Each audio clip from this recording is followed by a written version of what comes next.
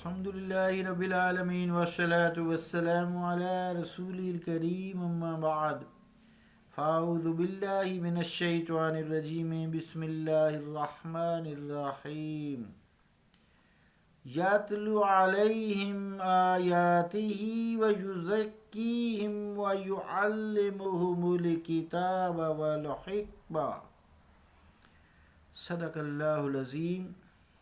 عزیزان گرامی قدر، السلام علیکم ورحمۃ اللہ وبرکاتہ. آیت کریمہ جو تلاوت کی ہے اس کا ترجمہ یوں ہے کہ یتلو علیہم آیاتہ، آپ ان پر قرآن کی آیات تلاوت فرماتے ہیں.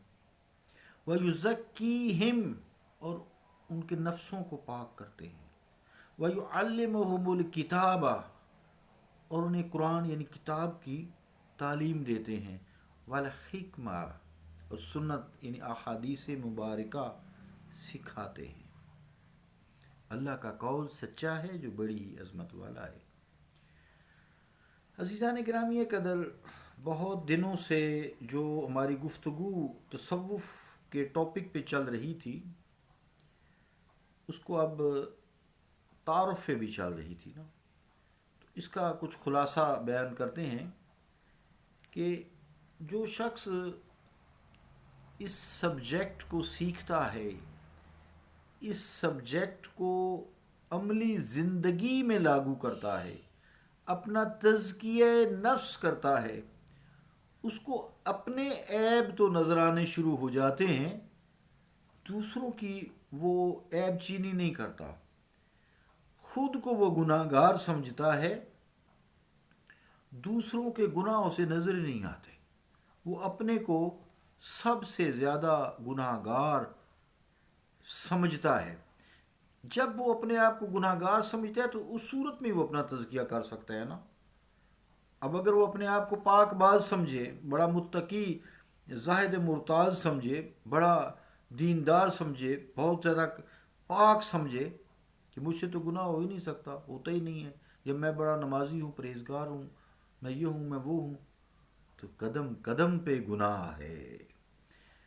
پھر وہ تزکیہ نفس نہیں کر سکتا. اس لیے عزیزان گرامی قدر کہ خلاصہ پھر یہ نکلا کہ جو کاملین امت ہیں، جنہوں نے اپنا تزکیہ نفس کر کے اپنا محاسبہ کر لیا ہے اور پھر معرفت الہی کی منزل طے کر گئے ہیں، عرفائے ملت ہے، ان کے کلام میں حجت بازی آپ کو نظر نہیں آئے گی. وہ کسی پہ اعتراض نہیں کریں گے. پھر جو حجت بازی کرتے ہیں ان کی طرف توجہ بھی نہیں کریں گے، کہیں گے بھئی تم تو بہت نیک انسان ہو، دعا کرو یار میں بھی نیک ہو جاؤں.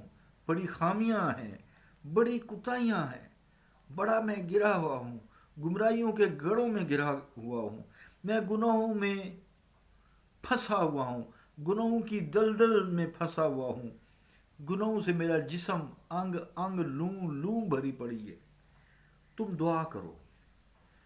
تو بہرحال زیادہ تو کسی پہ اعتراض نہیں کر سکتے، لیکن یہ جو اعتراض کرنے والے ہوتے ہیں نا، ان کو اپنا علم پہ بھی نظر بات تو کرنی پڑتی ہے نا، نظر رکھنی چاہیے اپنے علم پہ بھی، اپنی نگاہ کی رسائی پر بھی نظر رکھنی چاہیے. سوچنا چاہیے کہ اگر ہم کسی کو غلط کہہ سکتے ہیں، ہمیں بھی سوچنا چاہیے تو کوئی دوسرا بھی ہمیں غلط کہہ سکتا ہے، اس کا بھی حق ہے. تو ایسے واصلین حق اور کاملین کے عیوب تلاش کرنے کی بجائے انسان کو چاہیے کہ اپنے گریباں میں خود جھانکے. وہ منیر شکو آبادی کا ایک شعر ہے، سماعت فرمائیں. گربہ جہاں گزر کنی پندے منیر گوش کن، عیب کسے مجاؤ بجو سنت کردگارے من. منیر شکو آبادی. مراد یہ کہ دوسروں کی عیب چونی کے لیے، عیب چینی کے لیے، چونی نہیں، عیب چینی ہو، عیب چینی ہوتا ہے چننا، تو عیب چینی کے لیے تو انسان کو آسان لگتا ہے، لیکن اپنے عیب کو تلاش کرنا مشکل کام ہے. یہی تصوف ہے کہ اپنے عیب کو تلاش کر، ان کو دور کر. اسی لیے اسی مضمون کو صاحب تبریزی نے بھی کچھ اسی طرح کہا تھا اے کہ خود را در دل ماز اے کہ خود را در دل ما زشت منظر دیدائی، روئے خود را چارہ کن آئینہ ما زرد نیست۔ ترجمہ کیا ہے کہ اے وہ شخص کہ تو نے ہمارے آئینہ دل کے سامنے آ کر خود کو بدصورت پایا، ہمارے دل کے آئینہ کے سامنے آ کر خود کو بدصورت پایا، کوجا پایا، بد شکل پایا، جا اپنے چہرے کا علاج کر، اس لیے کہ ہمارا آئینہ دل زرد نہیں ہے بلکہ خود تیرا چہرہ زرد ہے۔ ہمارے آئینے کے سامنے تو جیسی اپنی صورت شکل لے کر آیا ہے اس نے تجھے وہی شکل دکھائی ہے۔ آئینہ جھوٹ نہیں بولتا، کوئی بھی آئینہ جھوٹ نہیں بولتا، اس میں ہمارے آئینے کا کیا قصور ہے؟ تو اپنا علاج کرا۔ گویا عزیزان گرامی قدر جو عارفان حق کی ذات ہے یا ان کے کلام پر جو کم فہم اعتراض کرتے ہیں، معترض ہوتے ہیں، وہ اعتراض کر کے در حقیقت اپنی کم علمی کا اظہار کر رہے ہوتے ہیں، پھر ان کے دلوں سے اندر جو بغض، حسد، کینہ جو ہے وہ پھوٹتا ہے، وہ اپنے بغض، حسد، کینہ کا ثبوت دیتے ہیں۔ بعض حضرات تو برتری کے طور پر بھی کہہ دیتے ہیں کہ جی ہم یہ صوفی لوگوں کے قائل نہیں ہیں، یہ کچھ نہیں ہے، ایسا کہنے کی کیا ضرورت ہے جناب؟ یہ تبصراتی انداز جو ہے یہ تو بڑی کم مائگی کی دلیل ہے۔ حقیقی مشائخ کو دیکھیں تو خلق اللہ کی تعریف اور نفرت دونوں سے بے نیاز ہوتے ہیں۔ وہ مخلوق کی بے جا تعریف نہیں کرتے، بے جا نفرت نہیں کرتے، ان کو نفرت نہیں ہوتی۔ اگر کسی سے محبت کرتے ہیں تو اللہ کے لیے کرتے ہیں، اگر کسی کے لیے نفرت کرتے ہیں تو اللہ کے لیے کرتے ہیں، اللہ کے رسول کے لیے کرتے ہیں۔ جہاں کہیں توحید کی بات آتی ہے کفار کے ساتھ جنگ کر کے اپنی جان کا نذرانہ پیش کرتے ہیں۔ جہاں جیسے آج کل ہے عقیدہ ختم نبوت کی بات ہوتی ہے تو اپنی جان دے دیتے ہیں، عقیدہ ختم نبوت پر آنچ نہیں آنے دیتے۔ پیر میلی شاہ صاحب اس کی زندہ مثال ہیں، بس ایک ہی دفعہ نکلے تھے۔ یہ واقعہ ایک الگ نوعیت کا ہے۔ بہرحال کمال، کوئی جلوس نہیں، کچھ نہیں، کوئی ایسی بات نہیں، بل وہ میں اس وقت نہیں ہے میں وہ بات کروں، ایک اشارتاً بات کر دی عقیدہ ختم نبوت پہ، قادیانی کو کافر بھی قرار دیا گیا۔ تو عزیزان گرامی قدر کوئی شخص کسی کو تسلیم کرے یا نہ کرے اس سے کوئی خاص فرق نہیں پڑتا۔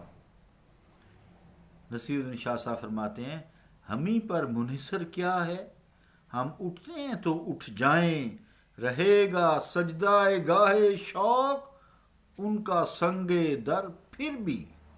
اعتراض کرتا ہے تو کرتا رہے، مگر یہ شان حقیقی مشائخ کی ہے۔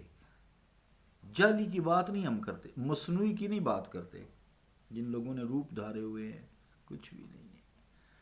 ہم بات کرتے ہیں عرفائے ربانی جو آغوش تصوف کے تربیت یافتہ ہے اور اپنے بدخواہوں اور اپنے دشمنوں کی زیادہ عزت کرتے ہیں، وہ زیادہ عزت کرتے ہیں۔